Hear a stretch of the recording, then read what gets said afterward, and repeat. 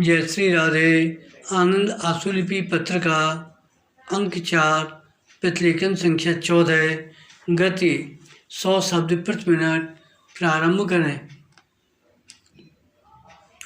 महोदय, वर्तमान में ज्ञान विज्ञान के जगत में जो तेजी से प्रवृत्ति हो रही है, उसके साथ मेल कराने के लिए हिंदी भाषा को काफ़ी सीमा तक उदार होना जरूरी है।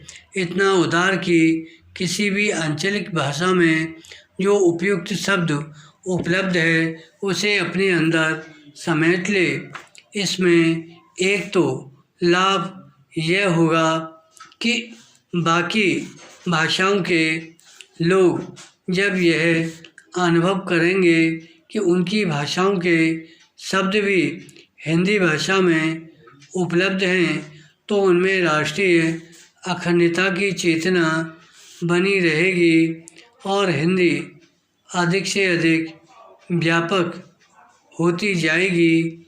अवश्य ही इसके लिए स्वयंसेवी संस्थाएं काफ़ी हद तक कार्य कर सकती हैं, परंतु इसके लिए एक अखिल भारतीय भाषा समन्वय विभाग की निगरानी में अपने आंचल की स्वायत्त संस्था के अधीन कार्य करना जरूरी है, जो उन अटपटे शब्दों का चयन करे तथा उनके वैकल्पिक शब्दों को आंचलिक भाषाओं से ढूंढे और उनके प्रयोग करने में अधिक से अधिक प्रयास करे।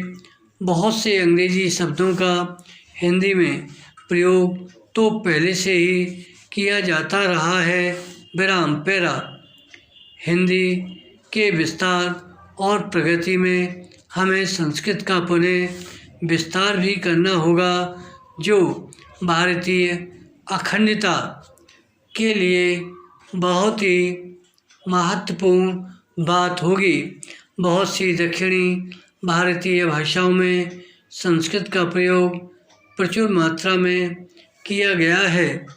यदि हिंदी को अधिक से अधिक विस्तृत भाषा बनाना है, तो संस्कृत शब्दों का प्रयोग कर हम भारतीय भाषाओं का समन्वय कर पाएंगे।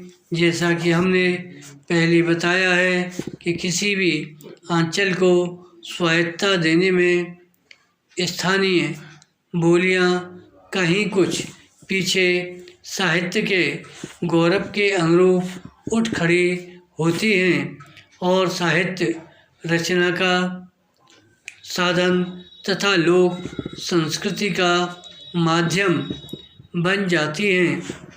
परंतु यह बात हमें भूलना नहीं चाहिए कि मूल अर्थात संस्कृत के साथ इन भाषाओं की श्रृंखला एकाएक टूट नहीं जाती। आंतरिक चेतना में तो भिन्न भाषाएं संस्कृत के ही अलग अलग विकास हैं, परंतु बाह्य चेतना में भी इसका प्रयोग संयोग बनाए रखना आवश्यक है। अर्थात मूल के साथ जुड़ने के लिए हमेशा भिन्नताओं को एक विपरीत स्रोत की भी आवश्यकता होती है। संस्कृत का प्रसार इसलिए भी जरूरी है कि ये भाषा मूल रूप से सब भाषाओं की जननी है। विराम। राष्ट्र तब तक स्वतंत्र नहीं कहला सकता जब तक वह दूसरे राष्ट्र की भाषा का परित्याग नहीं कर देता। विराम। धन्यवाद।